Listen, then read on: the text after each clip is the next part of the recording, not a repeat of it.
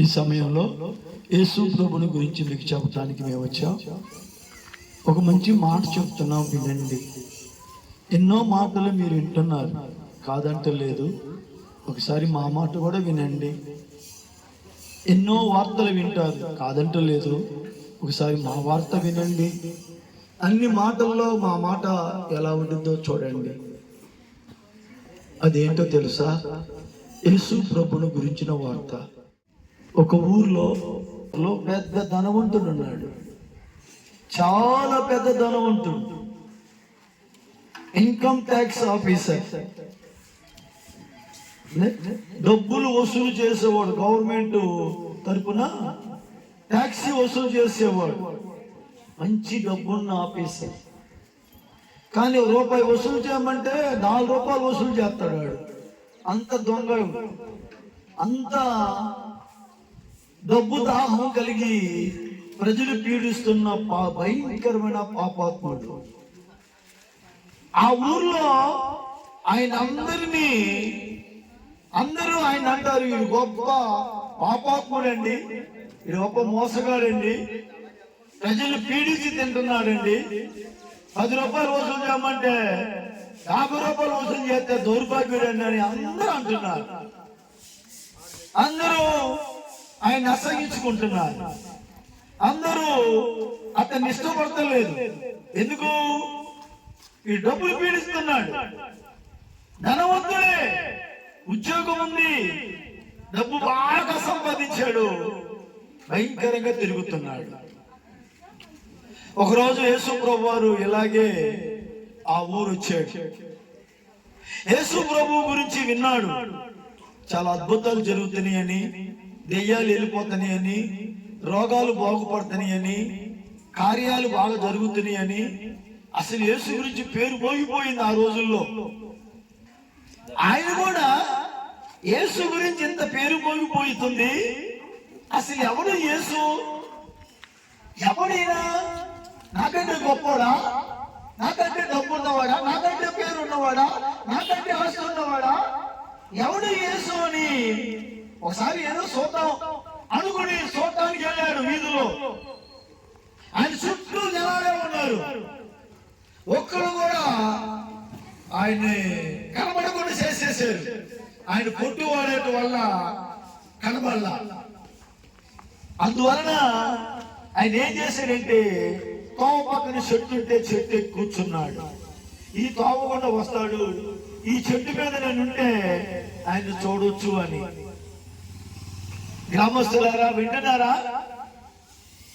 యేసుని చూడాలన్న దాహం అతనిలో ఉంది, డబ్బు దాహం ఉంది, ప్రజలు పీడిసి తింటున్నాడు, మంచి ఇల్లులు సంపాదించాడు, మంచి భూములు సంపాదించాడు, అన్యాయంగా అక్రమంగా మోసం చేసి, ఇటు గవర్నమెంట్ ని మోసం చేసి, ప్రజలను మోసం చేసి ఆ ఊర్లో బాగా సంపాదించేశాడు. అటువంటి వాడికి యేసు పేరు వచ్చేసరికి, నాకంటే గొప్పవాడా యేసు? ఈ ఊర్లో నేనే గొప్పవాడిని, నాకే ధనం ఉంది, నేనే అందరు నాకే సర్వ్ చేయాలి, నాకంటే గొప్ప పేరు యేసయ్యని. చూద్దాం యేసయ్య ఎవడో అని చూస్తే ఆయన పొట్టువాడు వల్ల కనబడక చెట్టెక్కాడు. ఒక రోజున ఆ తావుకుండా వెళ్తుంటే చెట్టు మీద ఉన్న అతను చూసి, కింద ఉన్న యేసు పైకి చూసి, ఓ జక్కయ్యా, ఆయన పేరు పెట్టి పిలుస్తున్నాడు, జక్కయ్యా. అరే, నా పేరు ఎందుకు తెలుసు? నన్ను పేరు పెట్టి పిలుస్తున్నాడండి. జక్కయ్యా అని పిలిస్తే అది గర్రగా తిరిగి వచ్చి, ఈరోజు నేను మీ ఇంట్లో ఉండాలనుకుంటున్నాను అన్నాడు. చెట్టు దిగి గర్రని ఆయన ఇంట్లో తీసుకెళ్ళిపోయాడు. ఊరంతా అంటున్నారు, ఈ యేసు మంచం అనుకున్నావు, ఈ యేసు నీతిమంతుడు అనుకున్నావు, ఈ యేసు పరిశుద్ధుడు అనుకున్నావు, ఈయన పొట్టునైనా పాపిస్తూనైనా ఈ జక్క ఇంటికి వెళ్తున్నాడేంటి, పాపిస్తూ ఎప్పటి ఈయన వెళ్తాడంటే ఈయన కూడా అట్లాంటి కావాలనుకున్నారు. అంతే కదమ్మా? ఒక దొంగోడితో తిరిగితే దొంగోడు అంటారు, ఒక తాగుబోతోడితో తిరిగితే తాగుబోతు అంటాడు, ఒక వ్యభిచారితో తిరిగితే అది వ్యభిచారి అంటారు. అంతే కదా, నీ ఎవరితో తిరిగితే నేను ఆకేసి కట్టేస్తారు. మంచోడైనా ఒక తప్పుడు వ్యక్తితో తిరిగితే ఈడు కూడా తప్పుడు వ్యక్తి అంటారు కానీ పాపం మంచోడు అంటారేంటి. అలాగే పొట్టి జక్కయ్యతో ఇంటికి వెళ్తుంటే ఈయన పాపిస్తూ ఇంటికి వెళ్తున్నాడు, ఈయన అటువంటి వాడేమో అంటున్నారు. ఎన్నన్నా ఏసై పట్టించుకోకుండా ఆ ఇంట్లోకి వెళ్ళిపోయాడు. ఆ పొట్టి జక్కయ్య ఇంట్లో చేర్చుకున్నాడు. చేసుకుని వీళ్ళకి మంచి భోజనం పెడుతుంటే వినండి, సడన్ గా లేచి అంటున్నాడు పొట్టి జక్కయ్య, ఆ పాపాత్ముడు, ఆ ఇన్కమ్ ట్యాక్స్ ఆఫీసరు, ప్రభుత్వాన్ని ప్రజలు మోసం చేసి సంపాదించిన వాడు అంటున్నాడు,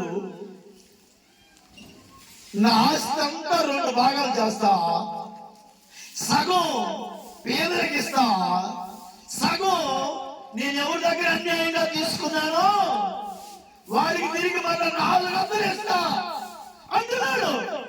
అమ్మా, మోసం చేసే వాడికి మనసు ఎలా వచ్చింది? తల్లులు, తండ్రులు, గ్రామస్తులు ఘోరంగా రూపాయి వసూలు చేయమంటే 4 రూపాయలు వసూలు చేసి వీడికి ఈరోజు పేదలకి సగం ఇస్తాడంట ఆస్తి, సగం పేదలకి ఇస్తాడంట, సగం ఎవరి దగ్గర అన్యాయంగా తీసుకున్నాడో తిరిగి 400 ఇస్తాడంట. ఎలా వచ్చింది మనసు నీరికి? ఈ మనసు ఎలా వచ్చింది? అంతకుముందు పేక పట్టుకుని వసూలు చేసేవాడు. ఒక మాట చెప్పేదా, తల్లులు, యేసు ఇంట్లో అడుగు పెట్టాడు. ఆమేన్ చెప్పండి. మనిషి మారినా కాదు, నీ మనసు మారినా, మారు మనసు నీకుందా, పాప క్షమాపణ నీకుందా. పొట్టి జక్కయ్య ఘోరమైన పాపి, ఘోరమైన పాపి, ఇటు ప్రభుత్వాన్ని ఇటు ప్రజల్ని మోసం చేసిన గొప్ప మోసగాడు. యేసు అడుగు పెడితే పరిశుద్ధుడైపోయాడు. నీ జీవితం మారింది, నీలో పరిశుద్ధత వచ్చింది, మంచి మనసు వచ్చింది, మంచి హృదయం వచ్చింది, నేరుగా బతుకుతావు, పరలోకానికి వెళ్తావు. అందుకే ఈ వార్త మీకు చెప్పటానికే మేము వచ్చాం. ఎన్నాళ్ళు ఇలా పాపపు జీవితంలో జీవిస్తావు, ఈ వ్యసనాల్లో జీవిస్తావు.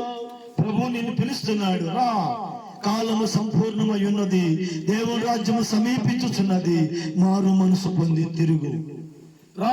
నీకు నేను ప్రభు అయిన యేసు పేరిట మారు మనసు, పాప క్షమాపణ ప్రకటించబడుతున్నాయి.